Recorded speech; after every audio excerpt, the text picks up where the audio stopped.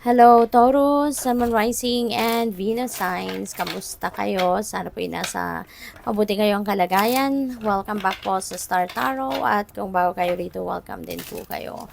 Please subscribe, like, share my videos, and leave me a comment kung nakaresonate po kayo. Thank you.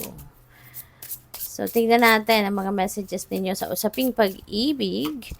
First message ninyo, home. Wow. So, baka ang iba sa inyo rito, no?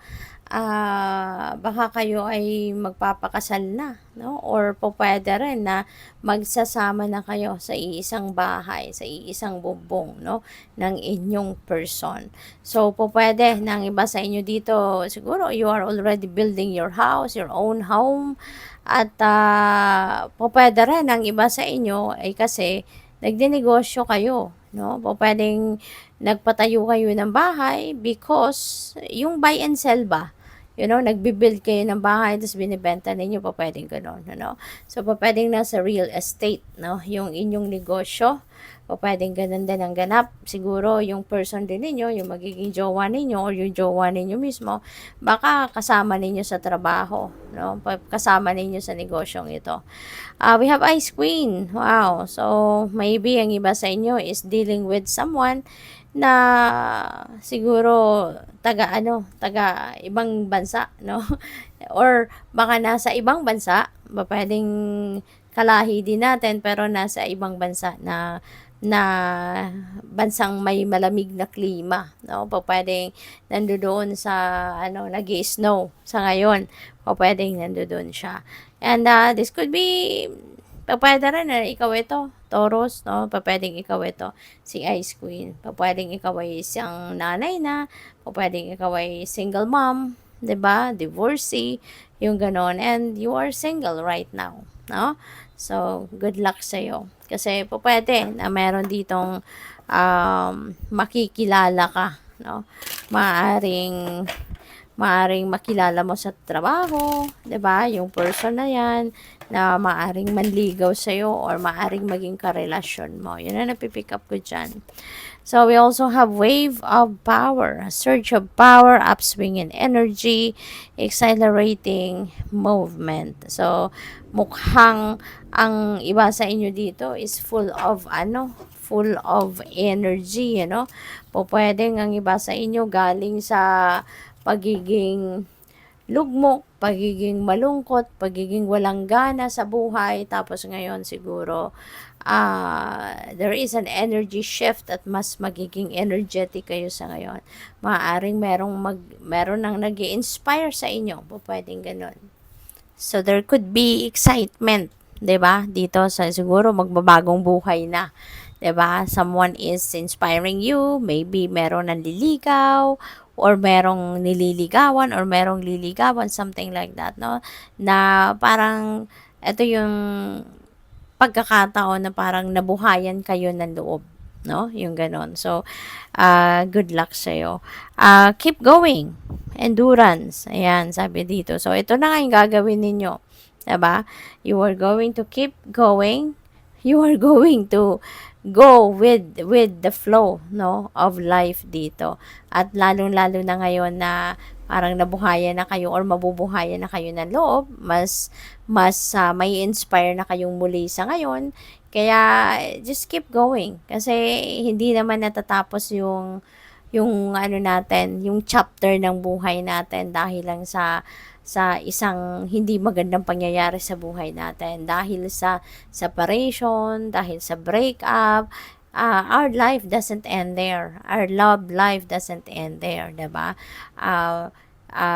Let's accept, no, na kaya tayo merong mga paghihiwalay na nangyayari. It's because you're no longer meant for each other, 'di ba? Sadyang ganon, no? People sa buhay natin, people come and go. Kapag tapos na ang misyon natin sa bawat isa, tapos na, no? Ang magiging connection ninyo, tapos na din yon.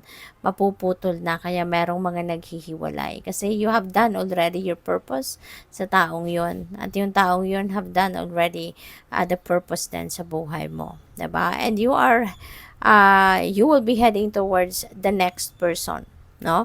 Na meron na naman kayong mission. Yung ganon. Kaya, just keep going. Kung nagkaroon man ng breakup in the past, nagkaroon man ng paghihiwalay, so ibig sabihin nito na merong bagong papasok. Kaya kailangan ng matapos ang sitwasyon na yon, 'di ba? Yung relationship na yon. So, what else? Tingnan natin kung ano pa ang mga kaganapan para kay Taurus. So, we have 8 of Wands. Ayan. So, merong mga good news na paparating dito, no? O, pwedeng related yan doon sa person of interest ninyo kung kayo ay single pa, 'di ba? Baka meron kayong mababalitaan, no? Na baka yung person that you are eyeing is baka single na, 'di ba? Or baka na siya, accepting na ng manliligaw, something like that. So, baka mababalitaan ninyong ganon. No? Yun ang napipick up ko dyan for some of you. So, tignan natin kung ano pa. We have 10 of Wands. Ayan. So, this is burden, no? Baka emotional burden ito. But, you are going to come out of this situation already. You know, kasama dito. Parang kadugtong niya ito si Wave of Power. 'Di ba? Maaring galing talaga kayo sa paghihiwalay, nanggaling kayo sa isang masalimuot na love life na sitwasyon in the past at all this time, yung parang bit-bit ninyo yung emotional wounds, yung resentments, yung galit, yung mga tampo, no? Yun ang nagpapabigat sa'yo. But tatanggalin mo na yan, no? And sa pagtanggal mo ng nagpapabigat na yan sa buhay mo, parang ito yung yung magiging simula, no, ng pagaan ng pakiramdam mo. Kaya marirealize mo din dito na, teka lang, 'di ba? Parang all this time, 'di ba? Parang sinayang ko, maraming sinayang na oras sa pagbitbit ng mga burden na to, ng mga emotional burden na to. Kaya parang ngayon, natatanggalin mo na 'yan, i-relieve mo na yung sarili mo from kung ano man ang mga emotional baggages na bitbit mo, para mabubuhayan na din ang loob mo na it's about time na for you to start a new life. 'Di ba? It's about time na for you to siguro kung handa na rin naman kayo para sa bagong pag-ibig, o kung handa na rin naman kayo na manligaw, or handa na kayong mag-welcome ng bagong manliligaw din, no? Depende sa inyong sitwasyon. Maybe this is the time that you are going to to allow yourself, 'di ba, to entertain someone else. So, what else? We have 5 of Cups, no? Pero ang iba sa inyo, parang pa rin, parang hindi pa rin makaget over, ang iba sa inyo. Kasi iba-iba tayo, no, ng sitwasyon, and this is a reading for the collective. Kaya, meron mga situation dito or messages na magra-resonate sa inyo, merong hindi. So, kung ano lang yung sumasakto sa inyong sitwasyon, yun lang ang kunin ninyo. Okay? And those that doesn't resonate with you, huwag mo nang pansinin. Iwanan mo yan. Isang tabi mo yan because ibig sabihin yan, hindi yan para sa'yo. Okay? So, ang iba sa inyo, siguro, galing pa rin, no? Galing siguro sa paghihiwalay. At hanggang ngayon, hindi pa rin makaget over. Pwedeng ganon.